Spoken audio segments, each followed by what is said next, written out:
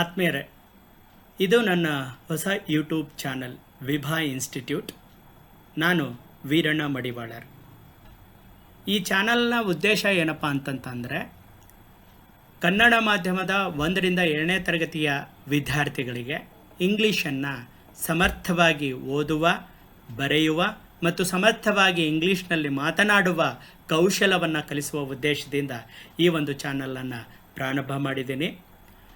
ಇದನ್ನು ತಮ್ಮ ಬಿಡುವಿನ ಅವಧಿಯಲ್ಲಿ ಎಲ್ಲ ಮಕ್ಕಳು ಈ ಒಂದು ವಿಡಿಯೋಗಳನ್ನು ನೋಡೋದ್ರ ಮೂಲಕ ಕಲೀರಿ ಮತ್ತು ಬೆಳೆಯಿರಿ ಅಂತ ಹೇಳ್ತಾ, ಮತ್ತು ಯಾರಿಗೆ ಎಲ್ಲ ಇಂಗ್ಲೀಷ್ನ ಬಗ್ಗೆ ಪ್ರೀತಿ ಮತ್ತು ಆಸಕ್ತಿ ಇದೆ ಅವರು ಕೂಡ ಈ ಚಾನಲ್ನಲ್ಲಿ ಭಾಗವಹಿಸ್ಬೋದು, ಈ ಚಾನಲನ್ನು ನೋಡೋದ್ರ ಮೂಲಕ ಕಲಿಬೋದು ಅಂತ ಹೇಳ್ತಾ, ಈಗ ಮೊದಲನೇದಾಗಿ ಇಂಗ್ಲೀಷ್ ನಮಗೆ ಯಾಕೆ ಬೇಕು, what is the importance of English ಅನ್ನುವಂಥ ಒಂದು ಮುಖ್ಯವಾದ ಪ್ರಶ್ನೆಯನ್ನು ಇಟ್ಕೊಂಡು ನಾವು ನಮ್ಮ ಪ್ರಯಾಣವನ್ನು ಪ್ರಾರಂಭ ಮಾಡೋಣ.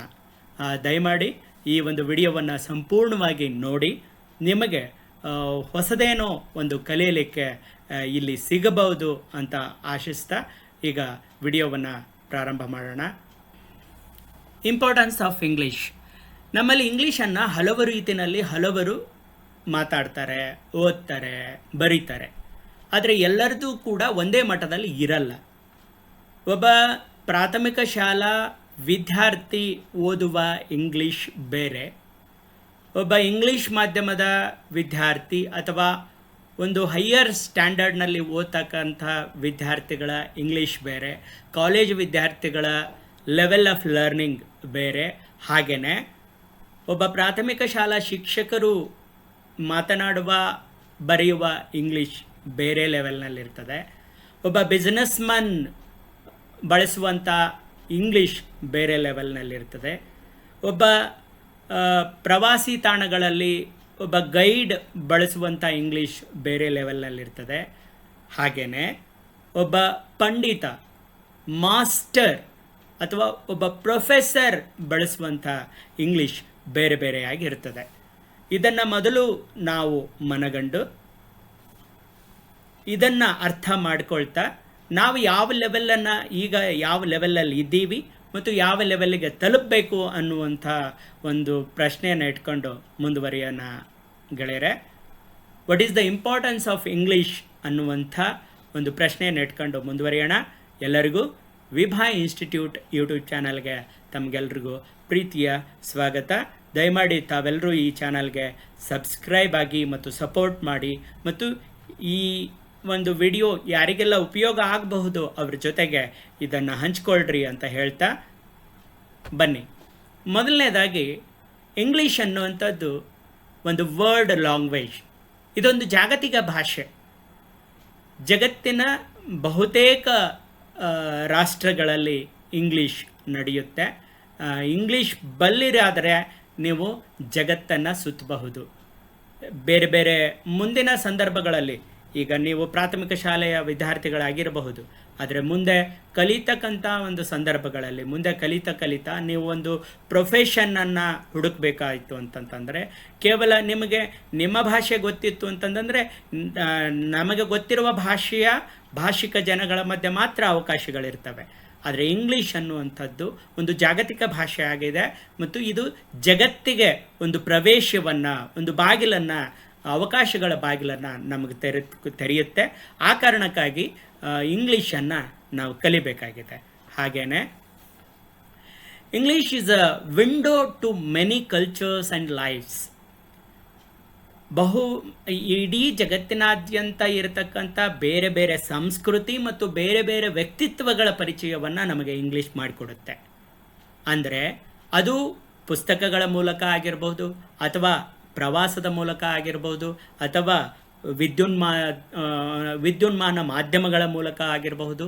ನಮಗೆ ಇಂಗ್ಲೀಷ್ ಹೊಸ ಹೊಸ ಸಂಸ್ಕೃತಿಗಳನ್ನು, ಹೊಸ ಹೊಸ ದಂತಕಥೆಗಳನ್ನು, ಹೊಸ ವ್ಯಕ್ತಿತ್ವಗಳನ್ನು ಪರಿಚಯ ಮಾಡಿಕೊಡುತ್ತೆ. ಹಾಗಾಗಿ ನಾವು ಇಂಗ್ಲೀಷನ್ನು ಕಲಿಬೇಕಿದೆ.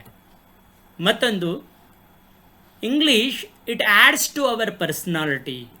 ನಮ್ಮ ವ್ಯಕ್ತಿತ್ವಕ್ಕೆ ಒಂದು ಹೊಸ ಮೆರುಗನ್ನು, ಹೊಸ ಘನತೆಯನ್ನು, ಹೊಸ ಮರ್ಯಾದೆಯನ್ನು ನಮಗೆ ಇಂಗ್ಲೀಷ್ ಅನ್ನೋದು ತಂದುಕೊಡುತ್ತೆ. ಮುಖ್ಯವಾಗಿ ಇಂಗ್ಲೀಷ್ ಕಲಿತೀವಿ ಆದರೆ, ನಾವು ಒಂದು ಮಾಸ್ಟ್ರಿ ಲೆವೆಲ್ನಲ್ಲಿ ಇಂಗ್ಲೀಷನ್ನು ಕಲಿತ್ರೆ ನಮ್ಮ ಕಾನ್ಫಿಡೆನ್ಸ್ ಲೆವೆಲ್ ಹೆಚ್ಚಾಗುತ್ತೆ.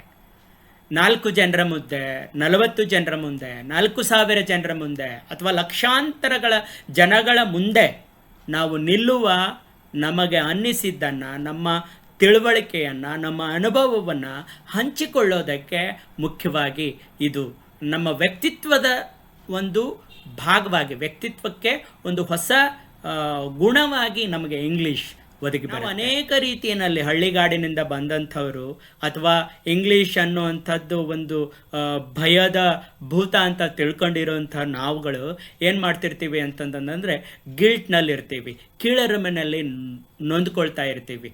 ಆದರೆ ಇಂಗ್ಲೀಷನ್ನು ಸಮರ್ಥವಾಗಿ ಕಲ್ತರೆ ನಾವು ಇಂಗ್ಲೀಷ್ಗೆ ಸ್ವಲ್ಪ ಎಕ್ಸ್ಟ್ರಾ ಎಫರ್ಟ್ ಹಾಕಿ ದಿನನಿತ್ಯ ನಾವು ಪ್ರಾಕ್ಟೀಸ್ ಮಾಡಿದ್ರೆ ನಮಗೆ ಆ ಒಂದು ಗಿಲ್ಟ್ನಿಂದ ಹೊರಬರುವಂಥ ಶಕ್ತಿಯನ್ನು ಕೂಡ ಇಂಗ್ಲೀಷ್ ನಮಗೆ ಸಿಗುತ್ತೆ.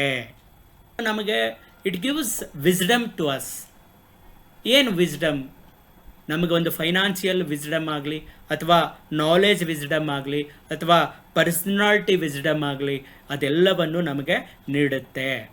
ಏನು ಅಂದರೆ ನಾವು ಬಯಸಿದ್ದನ್ನು ಬದುಕಲ್ಲಿ ಪಡೆದುಕೊಳ್ಳುವಂಥ ಶಕ್ತಿ ಸಾಮರ್ಥ್ಯವನ್ನು ನಮಗೆ ಇಂಗ್ಲೀಷ್ ಕೊಡುತ್ತೆ.